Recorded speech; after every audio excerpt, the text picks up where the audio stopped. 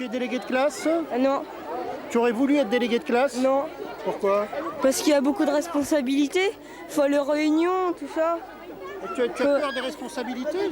Non, mais il y a beaucoup de choses à faire. Oh, non. Non. Pourquoi? Bah, parce qu'il faut venir aux réunions le soir. Puis j'habite assez loin, alors faut venir. Ouais. Juste parce que tu habites trop loin. Bah ouais, puis. Sinon, tu aurais été délégué. Bah ouais. Il aime pas trop Plus ça. tard, t'aimerais être délégué de classe? Oh, non, pas trop. Non. Bah moi je suis pas déléguée de classe parce que je travaille mal, j'apprends pas mes leçons. Tu es sûr de ça? Comment? Tu es sûr que tu pouvais pas être délégué? Non, je pouvais pas. Tu pouvais pas? Non. T'aurais voulu? Ouais, j'aurais bien voulu, ma mère voulait pas. Ta maman voulait pas? Ouais. Pourquoi? Parce que je travaille mal, j'apprends pas mes leçons. Donc il faut donner l'exemple avant de représenter les autres, Ouais. c'est ça? Ouais. Bah personne voulait se présenter, alors moi je me suis présentée pour faire bien quoi. Pour faire bien? Ouais, pour faire bien. Et finalement, tu t'es pris au jeu? Ouais, ça va. Oui? Ça te plaît? Non mais j'étais déjà déléguée avant donc... Tu fais quoi dans ce rôle? Tu fais quoi?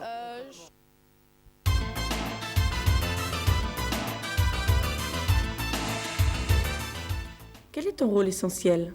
Je pense que mon rôle essentiel est de représenter ma classe lors des réunions et surtout de lui communiquer les informations susceptibles de l'intéresser sur la vie scolaire.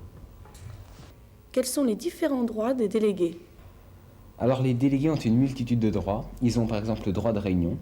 Ils peuvent réunir leur classe en dehors des heures de cours et ce sans l'avis des professeurs. Donc c'est quand même une liberté d'action. Ils ont aussi le droit de siège. Ils peuvent siéger au conseil d'administration, au conseil des délégués, au conseil de classe. Ils ont aussi le droit de réponse, c'est-à-dire qu'ils peuvent répondre aux critiques qui sont faites à la classe lors du conseil de classe pour pouvoir trouver des solutions à ces critiques, etc. Ils ont aussi, surtout, pour moi je pense que c'est le droit essentiel, le droit d'animation, c'est-à-dire qu'ils font participer leur classe à la vie scolaire et aussi à la vie extrascolaire, en organisant un voyage de classe, des sorties pédagogiques, des financements. En résumé, le délégué doit faire de sa classe une classe qui bouge et non pas une simple liste d'élèves banals. Qu'est-ce que ne doit pas être un délégué? Alors un délégué ne doit surtout pas être un délégué potiche, c'est-à-dire un délégué qui efface le tableau, ou alors celui qui ira chercher les cahiers de texte, ou celui qui emmènera les élèves à l'infirmerie. Le délégué doit s'engager dans la vie du lycée et faire de sa classe, comme je le disais précédemment, une classe qui bouge.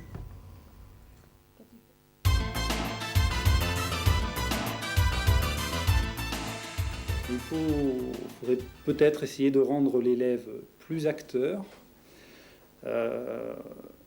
Le conseil des délégués nouvellement créé peut nous aider dans cette tâche, mais pour fonctionner, il faut, à mon avis, deux choses. Donc, la formation dont tu viens de parler, et une autre chose, c'est essayer de faire évoluer les mentalités des adultes qui ont pris par habitude de tout faire pour le bien des élèves.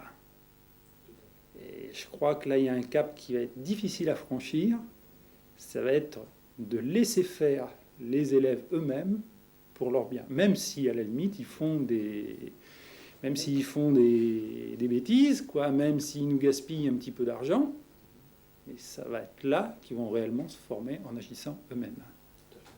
Formation à la citoyenneté, je crois qu'on doit la faire sans parler de formation à la citoyenneté, mais en donnant aux élèves les réels pouvoirs dont ils disposent au niveau du conseil des délégués élèves, en leur donnant le pouvoir financier, en les laissant faire des choix, même si ces choix ne nous paraissent pas forcément judicieux, et en leur donnant donc l'occasion de se justifier de leurs choix vis-à-vis de leurs camarades et d'assumer ces choix.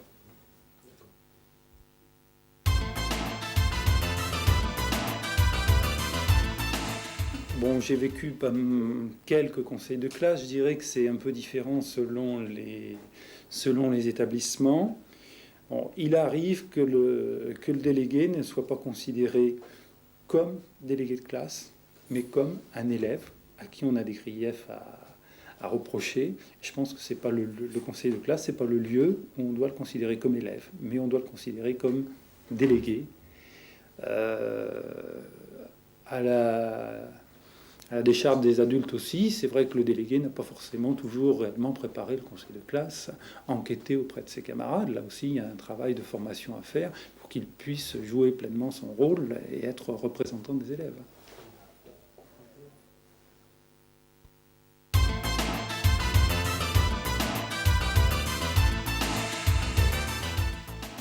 Donc je suis avant tout déléguée de ma classe, puis ensuite j'ai été élue lors d'une élection et déléguée au conseil académique de la vie lycéenne.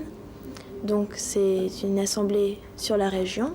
Donc il y a 4 personnes élues sur un département qui se réunissent donc avec le recteur autour d'une grande table où nous discutons de divers sujets qui touchent plus ou moins près les lycéens, comme la polémique du foulard islamique ou encore l'insécurité de certains lycées ou tout autre. Moi-même, je me suis présentée parce que j'avais certaines ambitions politiques et je désirais voir au sein d'une assemblée comment est-ce qu'on pouvait réellement s'exprimer et voir comment tout cela se déroulait avec le recteur. Mais au cours de cette élection, on peut remarquer qu'on a très peu de temps pour se présenter et donner son programme afin d'être élu et qu'il faut être assez efficace.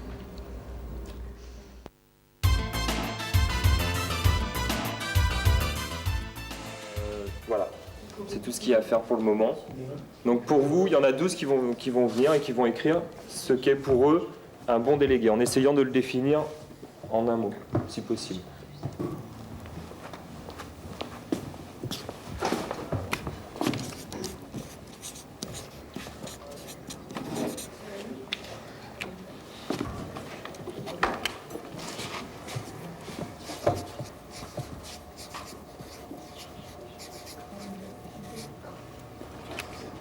Et si dans un problème administratif, déjà, ils veulent pas nous faire avancer. Ils veulent pas, c'est pas la peine.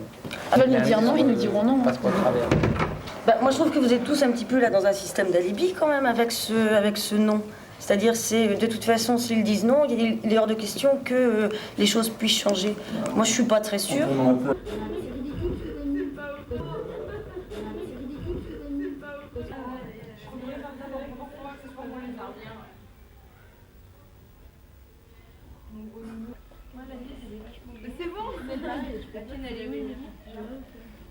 Ouais, mais non, je crois qu'elle parle de moi.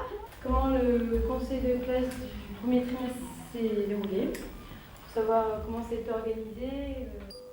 La formation permet aux jeunes délégués de classe de remplir leurs fonctions d'une manière dynamique.